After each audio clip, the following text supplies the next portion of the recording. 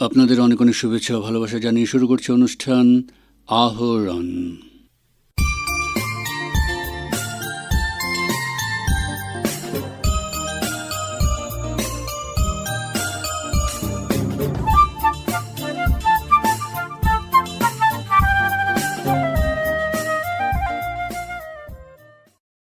তিরিশ জানুয়ারি জাতির পিতা মহাত্মা গান্ধীর প্রয়াণ দিবসে শুরু হলো শিলচরের ঐতিহ্যবাহী গান্ধী মেলা।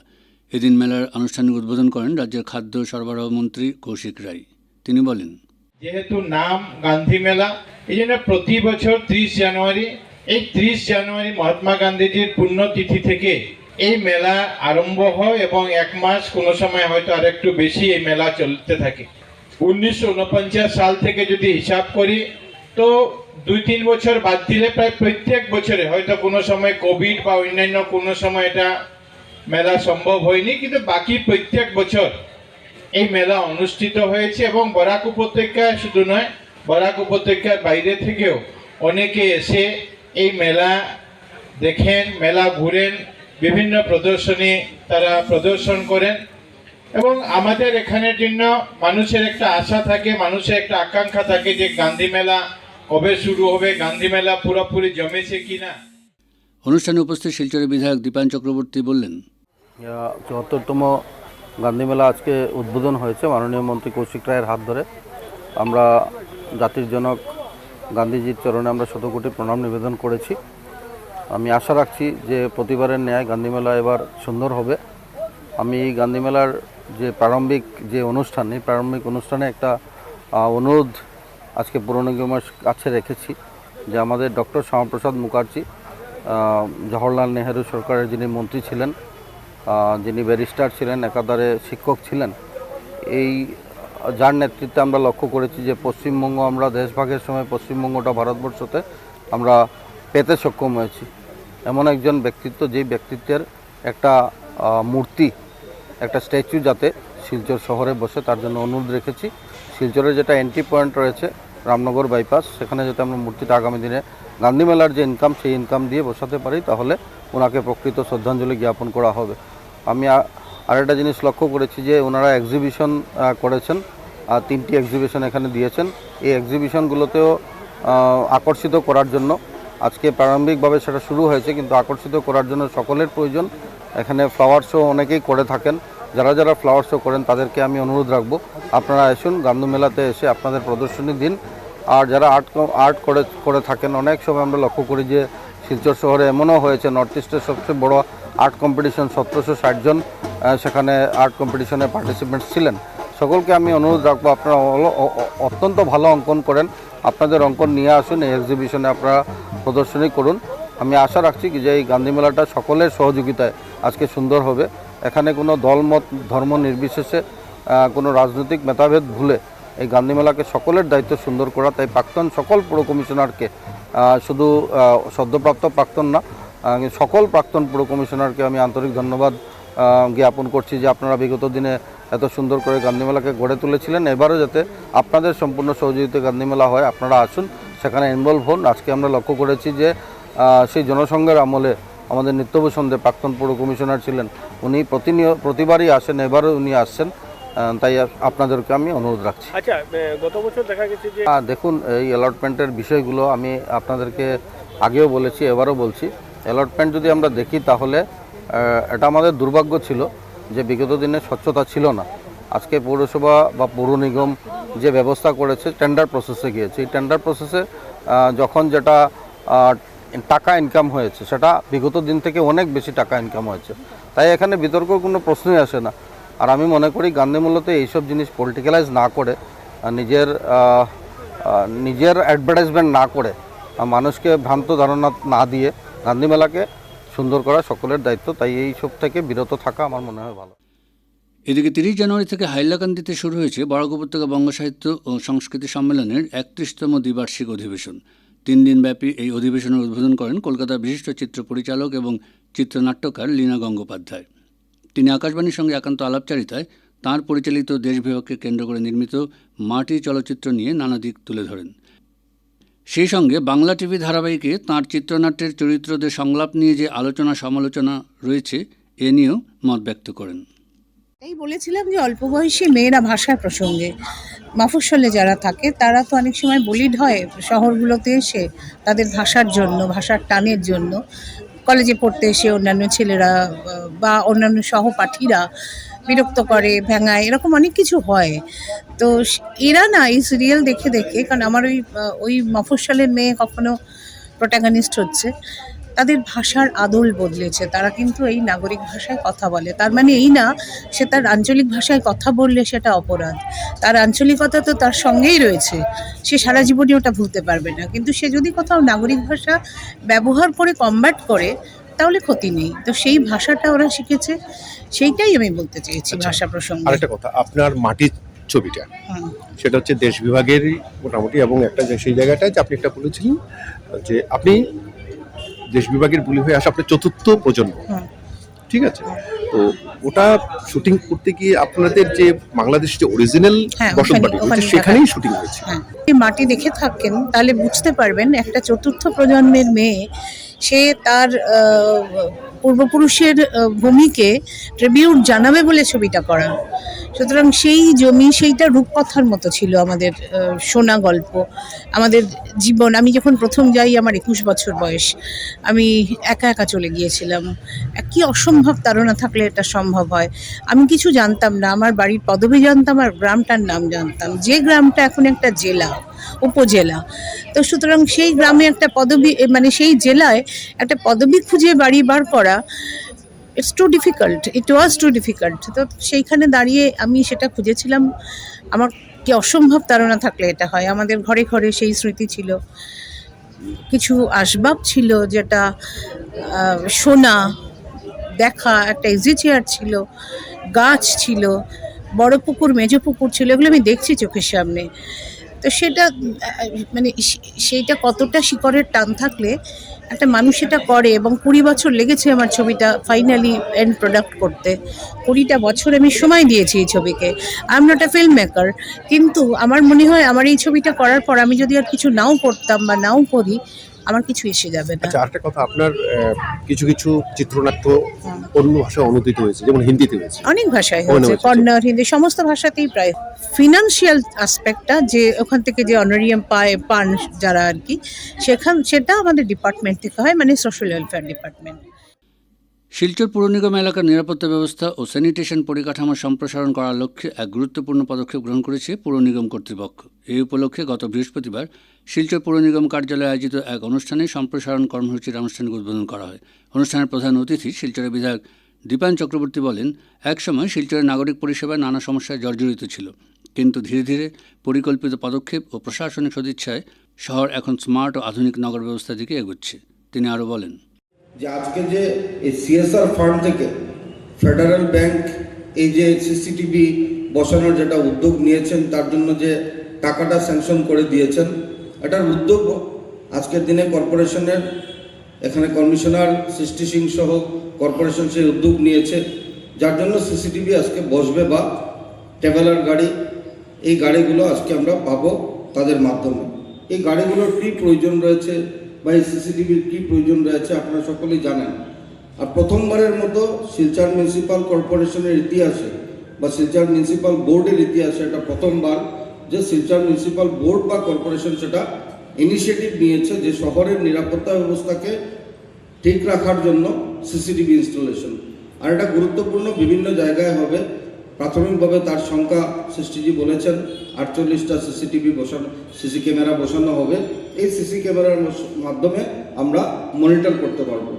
তো এই যে উদ্যোগ, এই উদ্যোগটা অ্যাকচুয়ালি মানুষের একটা ইচ্ছা থাকতে হয়, একটা সদিচ্ছা থাকতে হয় যে আমি কর্পোরেশন বা বিভিন্ন অফিস বা বিভিন্ন জায়গা যে দায়িত্ব আমি পেয়েছি, এই দায়িত্ব পেয়ে আমার কি করা প্রয়োজন সেটা যদি আমি না বুঝি, তাহলে কিন্তু আমরা এই কাজগুলোকে করতে পারবো না।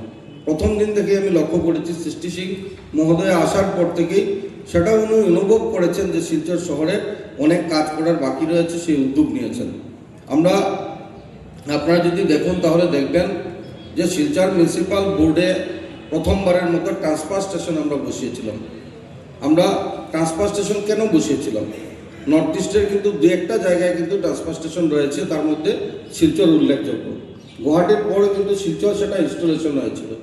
ট্রান্সফার স্টেশন সেটা কর্পোরেশন অফিস হওয়ার আগে, সিএসটিজি আসার আগে আমরা সেটাকে ইনস্টল করেছিলাম। কোথায় করেছি? আমরা কাছাড় কলেজে প্রথম ইয়েটা কাছাড় কলেজে আমরা করেছি। সেখানে কি আছে যে কর্পোরেশনের মিউনিসিপ্যাল বোর্ডের এই ট্রান্সফার স্টেশন বসানোর উদ্দেশ্য যে দীর্ঘ বছর থেকে আপনার আমার বাড়ির থেকে যে আবর্জনাগুলো, এই আবর্জনাগুলো যখন নিয়ে আসে, একটা রিক্সা পোলার হোক বা একটা অটো ভ্যান হোক, সেই আবর্জনাকে নিয়ে সোজা তারা ট্রেঞ্চিং গ্রাউন্ডে যেতে হয়। ট্রেঞ্চিং গ্রাউন্ডে এটা ফেলে আবার এসে আপনার বাড়ি থেকে আমার বাড়ি থেকে সেটা কালেকশন করা একদিনে সম্ভব হয় না। শীতের দিনে হয়তো কিছুটা তাড়াতাড়ি কাজ হয়, কিন্তু গরমের দিনে, বর্ষার সিজনে এই কাজ একদম সম্ভব ছিল না, কারণ ট্রেঞ্চিং গ্রাউন্ডের কোনো রাস্তাঘাটের ব্যবস্থা ছিল না, ভালো রাস্তাঘাটের ব্যবস্থা, উন্নত মানের রাস্তাঘাটের ব্যবস্থা ছিল না। সেই দিকে লক্ষ্য রেখে ট্রান্সফার স্টেশন বসানোর উদ্দেশ্য যে একটা এরিয়া, সাপোজ ধরুন কাছাড় কলেজে আমরা ট্রান্সফার স্টেশন বসিয়েছি 1 নম্বর, 2 নম্বর, 3 নম্বর, 4 নম্বর, 5 নম্বর ওয়ার্ড। তারাপুরের দিকে যদি তাকাই তাহলে 24, 27, 28, এই যে কতটা ওয়ার্ড, 8টা ওয়ার্ড, এই 8টা ওয়ার্ডের আবর্জনা একজন মানুষ সেটাকে ঘর থেকে কালেকশন করে সে একদম শর্ট ডিস্টেন্সে কাছাড় কলেজে এসে সেটাকে ফেলে দিচ্ছে। আর এই ট্রান্সফার স্টেশন কী করছে? সেখানে 2টা কম্প্যাক্টর মেশিন রয়েছে, এটাকে কম্প্যাক্ট করে এর বড় আবর্জনা, মানে 1 টনের আবর্জনা যদি হয় সেটাকে একদম প্রসেস করে ছোট্ট করে সেটাকে নিয়ে আর ডাম্পিং গ্রাউন্ডে ফেলছে। তার মানে যত তাড়াতাড়ি কাজ হবে তত তাড়াতাড়ি শিলচর শহরও পরিষ্কার রাখা সম্ভব হবে। সেই লক্ষ্যে ট্রান্সফার স্টেশন আমরা বসিয়েছি। আজকে ফাটক বাজারের দিকে যদি তাকান আপনারা দেখবেন যে ফাটক বাজারের যে আবর্জনাগুলো রয়েছে, সেই আবর্জনা এমন একটা পরিস্থিতি, সেই পরিস্থিতির সৃষ্টি হয় যে ফাটক বাজারের ড্রেন বা যে কোনো জায়গায় যত্রতত্র আবর্জনা ফেলা হয়, থার্মোকলের বাস্ক ফেলে দেওয়া হয়। এই কথা চিন্তা করে আজকে ফাটক বাজারের সামনে আমরা আরেকটি ট্রান্সফার স্টেশনের উদ্যোগ নিয়েছি। সেখানে আরেকটি ট্রান্সফার স্টেশন হবে, যাতে ফাটক বাজারের আবর্জনাটা ওই ট্রান্সফার স্টেশনে সেটাকে কম্প্যাক্ট করে আমরা ডাম্পিং গ্রাউন্ডে নিয়ে যেতে পারি। এই ফাটক বাজারের আবর্জনা থাকার জন্য কি হচ্ছে? দীর্ঘ বছর থেকে আমরা লক্ষ্য করেছি যে 8 নম্বর ওয়ার্ড, 9 নম্বর ওয়ার্ড, 10 নম্বর ওয়ার্ড, বিশেষ করে এই 3টি ওয়ার্ড বিলপার অঞ্চলের ওয়ার্ড, এই 3টি ওয়ার্ড বর্ষা শুধু না, শীতের সময় অনেক সময় জলমগ্ন থাকে। আর এই ওয়াটার লগিংয়ের কথা চিন্তা করে আজকে ট্রান্সফার স্টেশন বসানো হচ্ছে।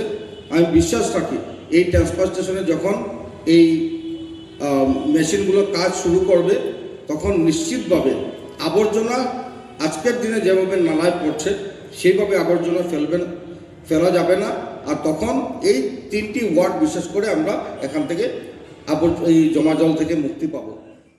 শিলচর পৌর নিগমের কমিশনার সৃষ্টি সিং বললেন, सिलचर म्यूनिसिपल कॉरपोरेशन के लिए एक बहुत गर्व का दिन है कि जब हम शहर की सुरक्षा, शहर की निगरानी और शहर की स्वच्छता के लिए CSR व्यवस्था के द्वारा शहर में 73 CCTV कैमरास का प्रबंध करते हुए 48 कैमरास का उद्बोधन करने जा रहे हैं। इसके साथ ही आज स्वच्छता कर्मियों के लिए स्वच्छता व्यवस्था मुहैया कराने के को और सुलभ करने के लिए नाइट स्वीपिंग के लिए एक टेम्पो ट्रैवलर की भी व्यवस्था की जा रही है। इसके साथ ही शहर में फैले कंस्ट्रक्शन एंड डिमोलिशन वेस्ट पर रोक लगाने के लिए हम specialised construction and demolition waste vehicle का आज उद्घाटन करेंगे, जिससे आने वाले समय में कॉरपोरेशन CND वेस्ट पे सर्वेलेंस और एनफोर्समेंट को बढ़ाने में तत्पर रहेगा। इस पूरी पहल में मैं अपनी ओर से इस कॉरपोरेशन की आयुक्त की तरफ से APDCL डिपार्टमेंट को बहुत धन्यवाद देना चाहती हूँ कि उन्होंने इस CCTV के इनिशिएटिव में हमारा बहुत सहयोग किया। इसके साथ ही मैं फेडरल बैंक से आए सभी मेंबर्स को अपनी ओर से धन्यवाद देना चाहती हूँ कि उन्होंने और उनकी लीडरशिप ने शहर की समस्या को समझकर सीसीटीवी कैमरा के पहरे में सिलचर शहर को लाने के लिए एक पहल की शुरुआत करने में हमारी मदद की है। 48 कैमरा शहर के सभी मुख्य इलाकों में इंस्टॉल किए गए हैं और आने वाले समय में हमारी यही कोशिश रहेगी कि हम इन सीसीटीवी कैमरास के प्रसार को शहर में और बढ़ाएं ताकि हम शहर के सर्वेलेंस और स्वच्छता के लिए कड़े स्टेप्स ले सकें। इन कैमरास के थ्रू हमारी यही कोशिश रहेगी कि हम म्यूनिसिपल गवर्नेंस को और मजबूत कर सकें और मैं इस मंच से सिलचर शहर के सभी नागरिकों को यही संदेश देना चाहती हूँ कि आने वाले समय में वो इन सर्विसेज का इस्तेमाल करें। ये सर्विसेज आपको म्यूनिसिपल कॉरपोरेशन से नियत मुहैया होगी और इससे शहर की पुलिसिंग और गवर्नेंस में हम एक सतत प्रयास आगे बढ़ाने की कोशिश कर रहे हैं। और साथ के साथ मैं लोगों से ये भी आग्रह करना चाहती हूँ कि शहर की सफाई को लेकर एक सजगता बढ़ाना ही इस व्यवस्था का मुख्य उद्देश्य है और आने वाले समय में हम सिलचर को मिलके एक साफ शहर के रूप में बना सकें और ये हमारे घर की तरह एक साफ सुंदर सिलचर बन के तैयार हो, यही मेरी कामना है। শ্রীভূমি জেলার সীমান্ত শহরের রবীন্দ্রসদন মহিলা মহাবিদ্যালয়ের সভাকক্ষে আসাম সায়েন্স সোসাইটি করিমগঞ্জ শাখার উদ্যোগে প্রকৃতি, বুদ্ধি এবং কৃত্রিম বুদ্ধি নিয়ে এক আলোচনা সভা অনুষ্ঠিত হয়েছে। সভায় প্রধান অতিথি হিসেবে উপস্থিত ছিলেন ইন্ডিয়ান স্ট্যাটিস্টিক্যাল ইনস্টিটিউট পশ্চিমবাংলার associate professor doctor Kuntal Ghosh. তিনি বিষয়ের উপর বক্তব্য রেখে বলেন, সাইকোলজি, কম্পিউটার সায়েন্স আর প্রকৃতি বিজ্ঞান তিনটিকে কাছাকাছি আনার চেষ্টা করেছি। তো সেই চেষ্টার প্রথম যে ফলশ্রুতি, সেই ফলশ্রুতি হচ্ছে আরেকটি কোটেশন। একটু আগে আপনাদের দুটি কোটেশন পড়ে শুনিয়েছি, এখন একটি কোটেশন শোনাচ্ছি। In the distant future I see open fields for far more important researches. দূরবর্তী ভবিষ্যতে, কত সালে বলছেন জানেন? 1859 সালে। কে বলছেন? একজন প্রবাদ প্রতিম জীবন বিজ্ঞানী চার্লস ডারউইন বলছেন যে দূরবর্তী ভবিষ্যতে আমি দেখতে পাচ্ছি যে কতগুলি বিষয় গবেষণার জন্য অত্যন্ত গুরুত্বপূর্ণ হয়ে উঠতে চলেছে। এবং প্রথম যেটা বললেন সেটা হচ্ছে ওই যে আমরা একটু আগে সাইকোলজির কথা বললাম, ইন্টেলিজেন্স বলতে গিয়ে সেটার কথা বলছেন। Psychology will be based on a new foundation. মনোবিজ্ঞান একেবারে নতুন একটি বুনিয়াদের ওপর দাঁড়াতে চলেছে।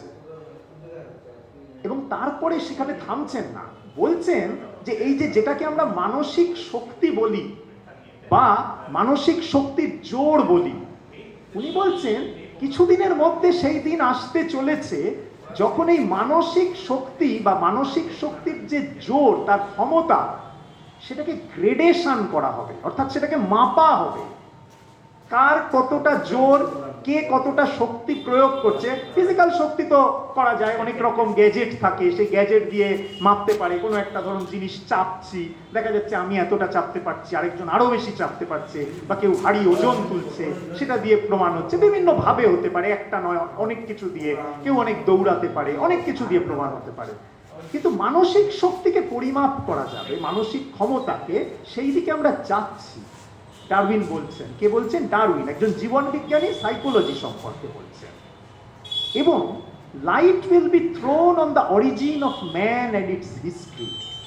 এটার মধ্য দিয়ে, মানুষের এই শক্তিটাকে বোঝার মধ্য দিয়ে মানুষের যে প্রকৃত বিবর্তন, সেই বিবর্তনকে আমরা আরো অনেক ভালোভাবে বুঝতে পারবো।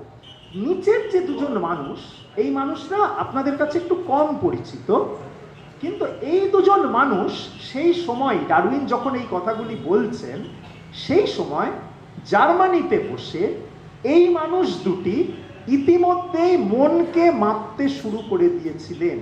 কথাটা আমি কি বললাম একটু খেয়াল করবেন। মনকে মাপতে শুরু করে দিয়েছিলেন, অর্থাৎ মানব মনকেও যে বিজ্ঞানের মতো করে মাপা যায়, তার প্রাথমিক এক্সপেরিমেন্ট এবং প্রাথমিক তত্ত্ব দিতে শুরু করেছিলেন এই দুজন। তার মধ্যে ডান দিকে, মানে আপনাদের ডান দিকে যিনি রয়েছেন, গুস্তাভ থিওডর পেকনা, ওনাকে বলা হয় ফাদার অফ সাইকোফিজিক্স, অর্থাৎ পদার্থবিদ্যার একটা ব্রাঞ্চ, যেই ব্রাঞ্চটা ফিজিক্সের কাজ হচ্ছে পরিমাপ করা এবং সেই পরিমাপের মধ্য দিয়ে বস্তু সম্পর্কে, প্রকৃতি জগৎ সম্পর্কে বা যে কোনো কিছু সম্পর্কে তত্ত্ব তৈরি করার চেষ্টা করা।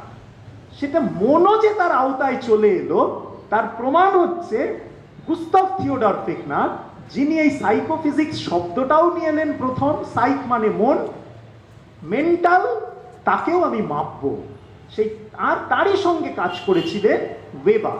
এই ওয়েবার এবং ফেকনার মিলে প্রথম মন মাপার একেবারে ফান্ডামেন্টাল যে সূত্র, যাকে আজকে বলা হয় ওয়েবার ফেকনার ল। যেহেতু আমাদের প্রথাগত সিলেবাসের মধ্যে ফিজিক্সের এই ধরনের অ্যাসপেক্টগুলো অতটা চর্চিত হয় না, সেই জন্য আমরা অনেক সময় জানতেও পারি না যে আজ থেকে এত বছর আগে এই দুজন মানুষ, এখন ধরুন বায়োফিজিক্স শব্দটা একটু চল হয়েছে, অনেকে জানেন বায়োফিজিক্সের কথা, যে বায়োলজিতে ফিজিক্সের সূত্র কি করে কাজে লাগানো যায় এবং বায়োলজির মধ্যেও যে ফিজিক্সকে নিয়ে আসা যায়। ঠিক আছে, আপনাকে অস্থির হতে দেখে ধীরে সুস্থে করে নিন। তো বায়োলজির মধ্যেও যে ফিজিক্সকে নিয়ে আসা যায় সেই ব্যাপারটা এখন অনেকে জানেন, কিন্তু সাইকোলজিকে যে ফিজিক্সের ভাষায় আনা যায় এবং তাও যে ওই ডারউইনেরই সময় কেউ কেউ আনতে শুরু করেছিলেন, সেটা কিন্তু আমরা অনেক ক্ষেত্রে জানতে পারি না। তো সেই তার সূত্রপাত হচ্ছে এনাদের দুজনের হাত ধরে। ফাদার্স অফ সাইকোফিজিক্স বলতে পারেন। যাদের ইন্টারেস্ট আছে তারা একটু নেট সার্চ করে দেখে নেবেন ওয়েবার ফেকনার ল কি বলেছিল, কি সূত্র তারা দিয়েছিল মন মাপার ক্ষেত্রে। ঠিক আছে, তো আমি সেটার মধ্যে আজকে আর ঢুকছি না, কিন্তু আমি এই জন্য এদের ছবিগুলো দেখালাম যে এদের কথা আমরা অতটা জানি না। আরেকজন তার কথা, পদার্থবিদ এখানে যারা আছেন তারা সবাই তার কথা জানেন, কিন্তু তার নাম হচ্ছে হেলমোল্টজ। এই হেলমোল্টজ কয়েল, হেলমোল্টজের বহু ইলেকট্রোম্যাগনেটিজমে হেলমোল্টজের বহু অবদান আছে, কিন্তু হেলমোল্টজ যে এই রকম সাইকোফিজিক্সের বিষয় নিয়ে চর্চা করেছিলেন সেটা কিন্তু আমরা অনেকেই জানি না। হেলমোল্টজের একটা এরকম মোটা মোটা 3 ভলিউমের বই আছে, ইন্টারনেটে পাওয়া যায়। বইটার নাম ভারী interesting, a treatise on physiological optics. আমরা অপটিক্স ফিজিক্সের লোকেদের বলতে হবে না, তারা জানে যে অপটিক্সকে আমরা সাধারণত চট করে দুটো ভাগ করে দিই, একটাকে আমরা বলি ফিজিক্যাল অপটিক্স, একটাকে বলি আমরা জিওমেট্রিক্যাল অপটিক্স। এই যে আলো সরল রেখায় চলে ছোটবেলায় শিখি, এটা হচ্ছে জিওমেট্রিক্যাল অপটিক্সের অংশ। আবার আলো যে কিছুটা তরঙ্গের মতো চলে, এটা হচ্ছে ফিজিক্যাল অপটিক্সের অংশ।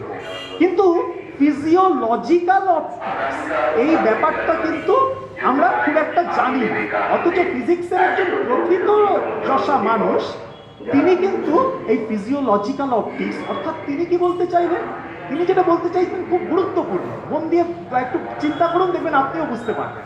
আলো তো আসছে, ওই ওখান থেকে ধরুন আলো আসছে, ওখানে পড়ছে, আপনার চোখে যাচ্ছে, তবে আপনি আমাকে বা ওটা দেখতে পাচ্ছেন। এই আলো সরল রেখায় আসতে পারে জিওমেট্রিক অপটিক্স, এই আলো এঁকে বেঁকে ঢেউয়ের মতো আসতে পারে ফিজিক্যাল অপটিক্স, নানা এক্সপেরিমেন্টে দুটো জিনিসই প্রমাণ হয়, ইত্যাদি ইত্যাদি। কিন্তু হেলমোল্টজ কোনটায় ঢুকলেন? আলো তো এলো, এসে তো আপনার চোখে গিয়ে পড়লো, আপনার রেটিনার ওপর আলো বহির্জগতের প্রতিচ্ছবি তৈরি করলো। তারপর কি হলো? সে তো একটা ছায়া পড়লো, তাও আবার উল্টোনো ছায়া। ছোটবেলায় আমরা পড়েছি যে আমাদের লেন্সটা হচ্ছে কনভেক্স লেন্স, তাই না? তাহলে কনভেক্স লেন্স কি করে? বাইরের জগতের একটা উল্টো প্রতিচ্ছবি তৈরি করে। আচ্ছা, উল্টো ছবিটা সোজা হচ্ছে কি করে? তার থেকেও বড় কথা, ওটা তো একটা দ্বিমাত্রিক ছবি, তা আমরা জগৎকে ত্রিমাত্রিক ভাবে দেখছি কি করে?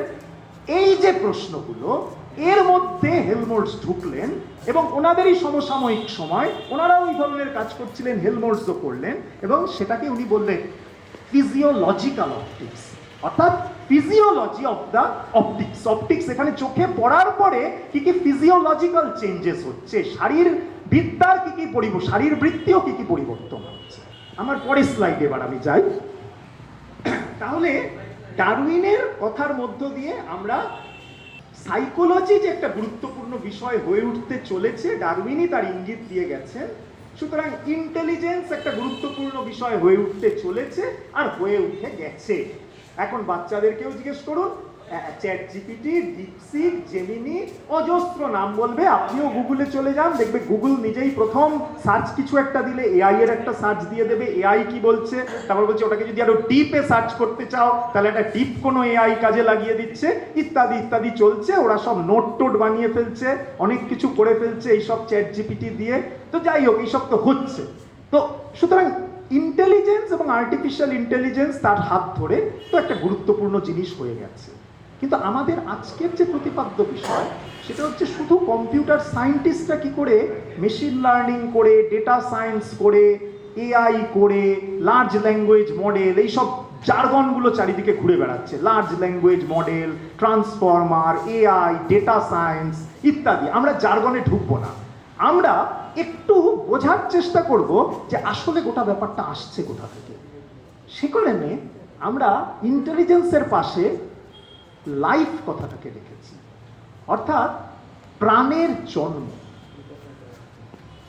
একেবারে প্রথম দুটো যে প্রশ্নটা এখানে রাখা হয়েছে যে মানুষ কি পৃথিবীতে একমাত্র বুদ্ধিমান প্রাণী? যারা প্রাণীদের নিয়ে একটু একটু চলাফেরা করেন, সকালবেলা হয়তো কাককে একটু চালের গুঁড়ো খেতে দিলেন কি বিস্কুটের গুঁড়ো খেতে দিলেন, কাকের বুদ্ধিটা যদি শুধু খেয়াল করেন, ওই কাকগুলো কিভাবে নজর করে কখন আপনি খেতে দিচ্ছেন, আবার কোনো বিপদ আছে কিনা, তাহলে আপনার মনে কোনো সংশয় থাকবে না যে কাক একটি বুদ্ধিমান প্রাণী। আর বেড়াল, কুকুর যারা ঘোরাঘুরি করে আমাদের চারপাশে, তাদের বিভিন্ন ভঙ্গিমা, আচার, ব্যবহার থেকেও আমরা বুঝতে পারি যে বুদ্ধিমান প্রাণী গ্রহে আরো আছে। হয়তো মানুষের মধ্যে অনেক বেশি পরিমাণ বুদ্ধি আছে। এটা এক নম্বর প্রশ্ন। দ্বিতীয় প্রশ্ন যে can there be intelligence in this planet had there been no brain? অর্থাৎ যদি পৃথিবীতে মস্তিষ্ক জিনিসটা বিবর্তনের মধ্য দিয়ে না আসতো, আমার তো শুধু মস্তিষ্ক নয়, আমি যে কটা প্রাণীর কথা বললাম, কাকের কথা বললাম, বেড়াল কুকুরের কথা বললাম, তাদেরও মস্তিষ্ক আছে। এমনকি বাজারে গিয়ে যে মাছটা কাটছেন, মাছওয়ালা যে মাছ কেটে দিচ্ছে আপনাকে, সেই যে ভার্টিব্রেট, সেও তো একটা ভার্টিব্রেট, মেরুদণ্ডী প্রাণী, তারও কিন্তু মস্তিষ্ক আছে। সুতরাং মস্তিষ্ক তো আছে, কিন্তু যদি মস্তিষ্কর বিকাশ ঘটতে ঘটতে আমাদের মস্তিষ্ক এসছে, বা আরো আমাদের মতো আরো কিছু প্রাইমেটস আছে, শিম্পাঞ্জি আছে, ওই ডারউইনের তত্ত্বে আবার চলে যেতে হয়, তাদেরও মস্তিষ্ক আছে, তারা অনেক কিছু শিখতে পারে, অনেক কিছু শেখানো যায় তাদেরকে। হ্যাঁ, তো কিন্তু যদি মস্তিষ্ক না আসতো কোনো কারণে, তাহলে কি বুদ্ধিমত্তা শব্দটার কোনো অর্থ থাকতো? আমরা একটু দেখি এই ব্যাপারটা, যে বুদ্ধিমত্তার সাথে মস্তিষ্কই একমাত্র জড়িত কিনা। অর্থাৎ মস্তিষ্ক ছাড়া, কেউ বলতে পারেন স্যার আপনি তো বলছেন এআই, তো এআই এ তো মস্তিষ্ক নেই। সে তো ঠিকই, কিন্তু মস্তিষ্ক সম্পন্ন মানুষ এআই এর জন্ম দিচ্ছে, তাই না? সুতরাং মস্তিষ্ক ছাড়া এআই নয়। তাহলে মস্তিষ্ক কি একেবারে অপরিহার্য বুদ্ধির জন্য? দেখা যাক ইতিহাস কি বলে। এই ইতিহাস খুব প্রাচীন ইতিহাস, মানে আমাদের এই রাজা রাজরার ইতিহাস নিয়ে আজকাল বড্ড গন্ডগোল সমাজে। হ্যাঁ, কিন্তু সেই ইতিহাস আর কত দিনের বলুন? 2000 বছর, 3000 বছর, 4000 বছর, কোন রাজা কবে এখানে এসেছিলেন তা নিয়ে কি গন্ডগোল। মানে মানব সমাজের ইতিহাসে দেখতে গেলে অকিঞ্চিতকর ব্যাপার, অকিঞ্চিতকর বললেও কম বলা হয়। হ্যাঁ, তো ইতিহাস কোথায়? কোন ইতিহাসের আমরা অংশীদার? কিসের আমরা উত্তরসূরি? 3 বিলিয়ন বছর, 1 বিলিয়ন মানে 100 কোটি। আমরা হাজার টাজার নিয়ে আলোচনা করি, 100 নিয়ে আলোচনা করি। 300 কোটি বছর, 3 বিলিয়ন মানে 300 কোটি বছর পৃথিবীতে প্রাণ ছিল, কিন্তু মস্তিষ্ক ছিল না।